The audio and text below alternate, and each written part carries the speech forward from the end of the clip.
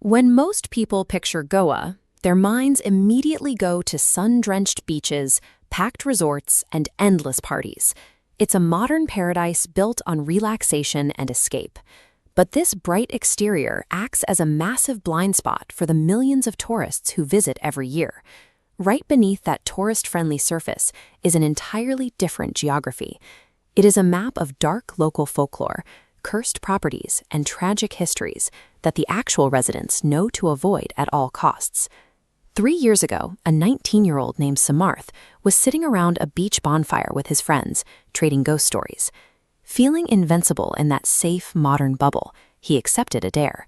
Drive out to one of the region's most notoriously haunted properties and snap a photo in the dead of night. His target was the DeMello house. According to local records, it was the site of a vicious, hate-fueled feud between two brothers. One night, that hostility escalated into a brutal fight, ending with one brother stabbing the other to death and burying his body in the backyard. The lore states that their hatred was so intense, their souls remained permanently trapped on the grounds, locked in an endless cycle of violence. Samarth laughed the story off. Like a lot of teenagers, he relied heavily on the logic of his smartphone and complete disbelief in anything supernatural. He grabbed his scooter and headed out, assuming he was in for nothing more than a creepy walk through an abandoned building. But as he approached the property line alone, the environment aggressively shifted. The ambient noise of the nearby jungle abruptly cut out, replaced by a heavy, dead silence. The temperature took an unnatural drop, chilling the air around him as he parked his scooter outside the decaying Portuguese structure. Samarth was walking right past the boundary of a psychologically hostile space. Which raises a fascinating question. When a modern, skeptical mind collides with an ancient threat, exactly what mechanism does the location use to break that person down? The process of psychological collapse starts with the removal of biological reliability.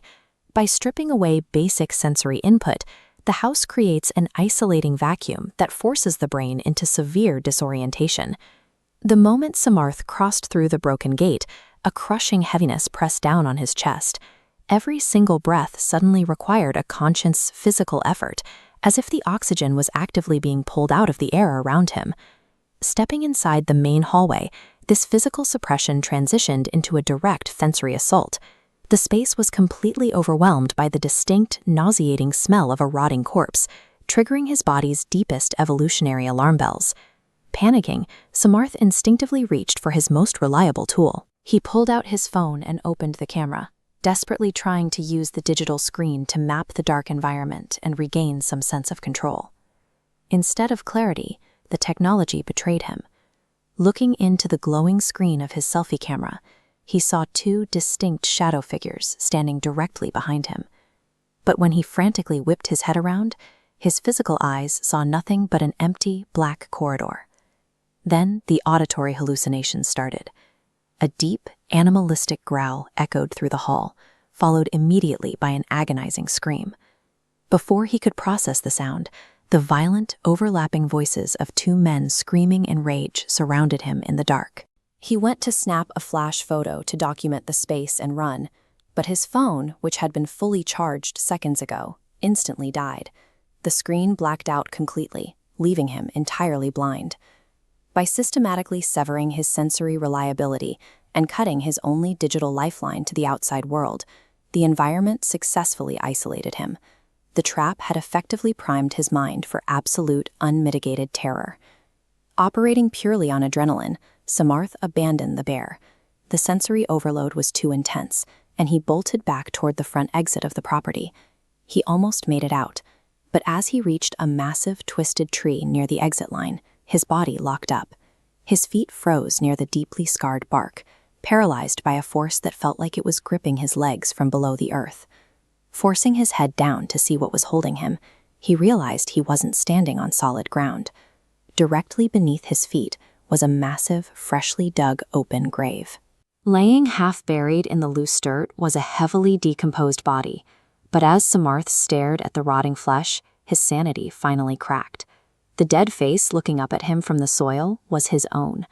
As his brain tried to process this impossible image, the historical threat materialized. He turned to see the two decaying, blood-soaked brothers standing near him. They stopped their eternal fighting and slowly turned their unending rage directly towards Samarth. At that exact moment, the rotting doppelganger in the grave reached up. The hands clamped down on his body, aggressively pulling him down into the dark, loose soil. He screamed and fought with everything he had, but the dirt swallowed him. Starved of oxygen and overwhelmed by sheer psychological horror, Samarth's mind and body completely shut down. The DeMello house haunting functions through a specific psychological trap. It compels the intruder to mentally experience the reality of their own localized, gruesome death. The nightmare broke at 5:30 the next morning. The sun was coming up, natural light returning to Goa, as Samarth's frantic friends finally pulled up to the property. They found him completely unresponsive. He was lying outside the house, unconscious, his body physically half buried in the loose dirt, just as he had experienced in the dark. They pulled him out, gave him water, and revived him. But when a deeply traumatized Samarth explained the brothers, the grave, and the sensory attack, his friends completely dismissed the ordeal. They insisted he had just suffered a severe panic attack fueled by the campfire stories. As they loaded him up to leave, Samarth looked back at the house one last time. There, standing perfectly still in the upper window, were the dark silhouettes of the two brothers, quietly watching him leave their territory. Samarth packed his bags and physically fled Goa that exact same day. But the psychological damage had already taken root. Even years later, he has never fully recovered from what he saw in the dirt that night. These stories survive for a reason. Urban legends like the DeMello house serve as historical boundaries, warning signs erected to keep people out of hostile spaces. Crossing those boundaries for the sake of a dare risks permanent fractures to a person's sanity. What local legends keep people away in your hometown? Let us know in the comments below.